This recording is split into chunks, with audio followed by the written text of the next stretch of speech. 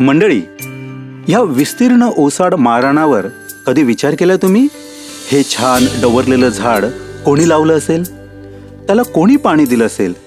त्याची जोपासना कोणी केली असेल? काय म्हणता? कोणीच नाही ना? अगदी बरोबर. जगण्यासाठी कुठलेही पोषक वातावरण नसताना देखील या वृक्ष माळरानावर हा वृक्ष जगलाय. नुसते जगलाच नाही तर आपल्या डेरेदार आकाराने येणाऱ्या जाणाऱ्यांना सावली देतोय, पक्ष्यांना आपल्या कवेत राहायला जागा देतोय. हे सगळं कुठलीही अपेक्षा न बाळगता. किती प्रेरणादायी ना? आज मी तुम्हाला या वृक्षासारखेच एक ठाम, निश्चल, कणखर, प्रेमळ आणि आनंददायी व्यक्तिमत्वाबद्दल माहिती देणार आहे. एका ओसाड खेडेगावातून येऊन आपल्या कर्तृत्वाने हा डवरलेला वृक्ष म्हणजे आमचे बाबा श्री मुरलीधर नामदेव खाडे. बाबांचा जन्म नाशिक येथील सिन्नर तालुक्यातील धारणगाव या लहानशा खेडेगावी दिनांक 15 जून 1935 रोजी झाला. वडील श्री नामदेव आंबोजी खाडे आणि आई सौ सावित्रीबाई नामदेव खाडे यांचे हे 6 सुपुत्र विठ्ठल, मुरलीधर, त्रिंबक, आनंदराव, शंकर आणि एकनाथ. या 6 भावात बाबांचा जन्म थोरल्या भावानंतरचा म्हणजे दुसरा. साऱ्या भावंडात बाबा आपल्या बौद्धिक गुणांनी इतरांपेक्षा उजवेच होते. खंबाळे गावात इयत्ता 4थी पर्यंत प्राथमिक शिक्षण झाल्यावर आईने त्यांची शिक्षणाची ओढ पाहून त्यांना आपल्या भावाकडे म्हणजेच बाबांच्या मामाकडे धारणगाव येथे पाठवले.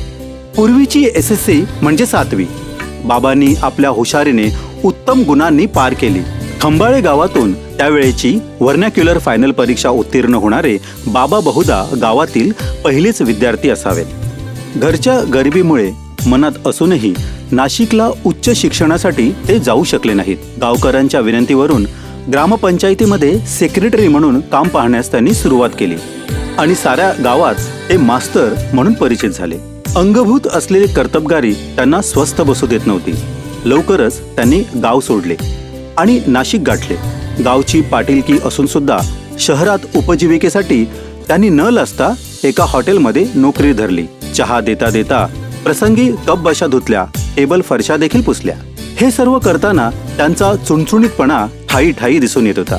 असंच एकदा एका किराणा दुकानात ते चहा घेऊन गेले असता त्यांच्या कामातील चपळाई पाहून दुकानदाराने त्यांना आपल्या इथे कामाला ठेवले. त्यांच्या दुकानातील प्रामाणिक वावर पाहून खंबाळे गावातील एक प्रतिष्ठित व्यक्ती श्री भाऊकाका जोशी यांनी त्यांना मुंबईला जायचा सल्ला दिला. आता मुंबईला जायचे तर पैसे हवेत. अशा वेळी सोनारीच्या आत्या आवडाबाई शिंदे आणि त्यांचे पती त्यांच्या मदतीला धावून आले. त्या दोघांनी दिलेल्या ₹15च्या जोरावर श्री पर्वत गुंजाळ यांच्या संगतीने बाबा मुंबईत दाखल झाले. मुंबईत आल्यावर मस्जिद बंदर येथील दाणा बंदर भागात हेलपाटी म्हणजे जे माल उचलतात असं मेहनतीचं काम त्यांना मिळालं. गिरगावमध्ये खोपडी येथील सौ शांताबाई रहाणे यांच्याकडे खानावळ मिळाली आणि तिथेच चाळीच्या बाहेर झोपण्याची व्यवस्था देखील झाली. महाजपूरच्या तुळजाबाई यांच्या पतीच्या ओळखीने त्यांना गोदीबंदर येथे मेसर्स खिमजी पुंजा कंपनीत हमालीची नोकरी मिळाली. आपल्या हुशारीने अल्पावधीत बाबा तिकडे मुकादम म्हणजे सुपरवायझर देखील झाले. मुंबईत कष्ट करताना बाबा गावाकडील आपल्या माणसांवर देखील लक्ष ठेवून होते. गावाकडचे कर्ज फेडणे, पक्क्या पत्र्याचे घर बांधणे, त्यांना मदत म्हणून मेंढ्या घेऊन देणे, अशा तऱ्हेने त्यांची गावातल्या घराला मदत चालूच होती. बाबांनी एम्प्लॉयमेंट एक्सचेंजमध्ये नाव नोंदविले.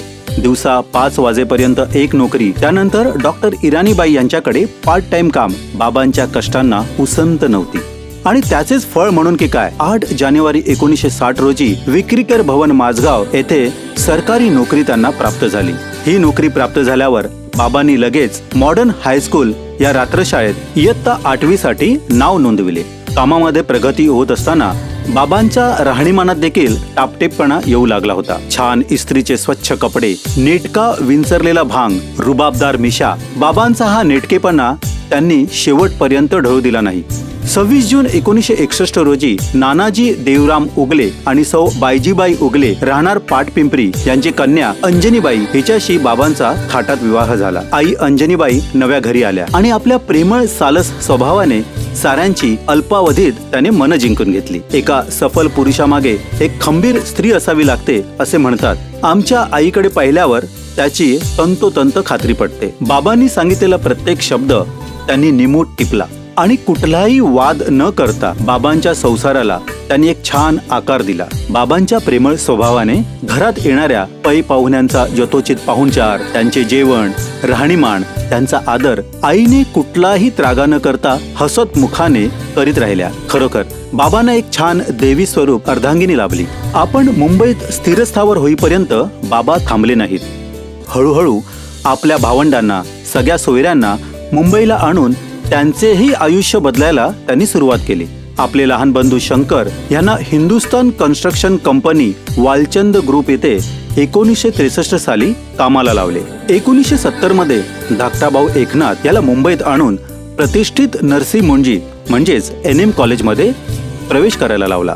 नंतर वांद्रे येथील चेतना कॉलेजमध्ये त्याचे पदवीपर्यंत शिक्षण पूर्ण करून आपल्या ओळखीने तो वयात बसत नसताना देखील श्री कांगणे साहेब यांच्या शिफारसीने चर्नी रोड येथील एका सरकारी प्रेसमध्ये त्याला कामाला लावले. एवढेच नव्हे तर त्यांचा पुतण्या पोपट, पत्नीचे लहान बंधू शिवाजी अशा कित्येकांचे आयुष्य बाबांनी मार्गी लावले. बाबांनी आपल्या भावंडांना फक्त नोकरीलाच नाही लावले तर आपले मेहुणे श्री बाबूलाल उगले गुरुजी यांची कन्या उज्ज्वला हिला तिच्या उज्ज्वल संगोपनासाठी मुंबईला आणले. पोटच्या पोरीप्रमाणे तिची काळजी घेत तिला जपले, वाढवले, छान शिक्षण दिले आणि चांगला मुलगा बघून कन्यादान करत तिचे थाटात लग्न लावून दिले.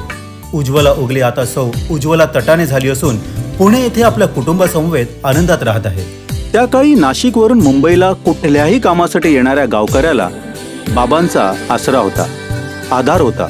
त्यांची उठबस, राहण्याची सोय सगळे बाबाच करीत. या सगळ्या धावपळीत त्यांना टीबीने ग्रासले. पण खचतील तर बाबा कसले. त्यांनी आपल्या पत्नीला नाशिकला पाठवून KEM मध्ये रीतसर आपला उपचार सुरू केला आणि परोपकारासाठी ते पुन्हा तत्पर सिद्ध झाले. सरकारी सेवेत असताना त्यांना वांद्रे येथील सरकारी वसाहतीत जागा मिळाली.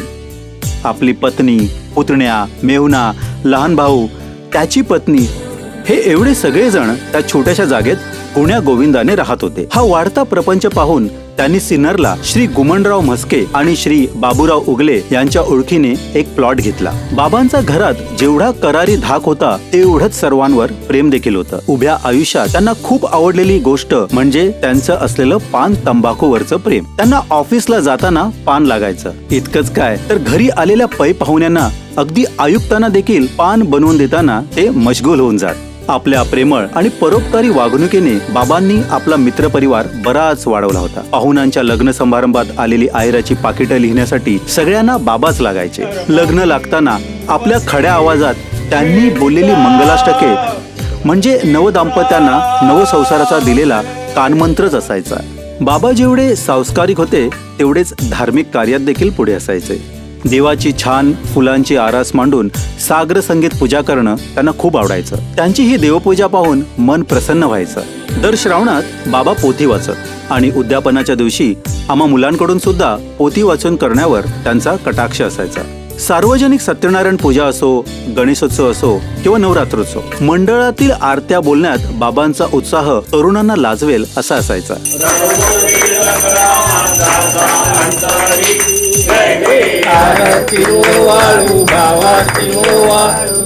सरकारी वसाहतीत राहताना त्यांना अध्यात्माची गोडी लागली. तेथे श्री सद्गुरू खडेश्वर उमाकांत महाराज यांची त्यांनी दीक्षा मिळवली. श्री सद्गुरू उमाकांत महाराज खडेश्वर पंच अग्नी आखाडा यांनी सतत 40 वर्षे उभे राहून अनुष्ठान केले.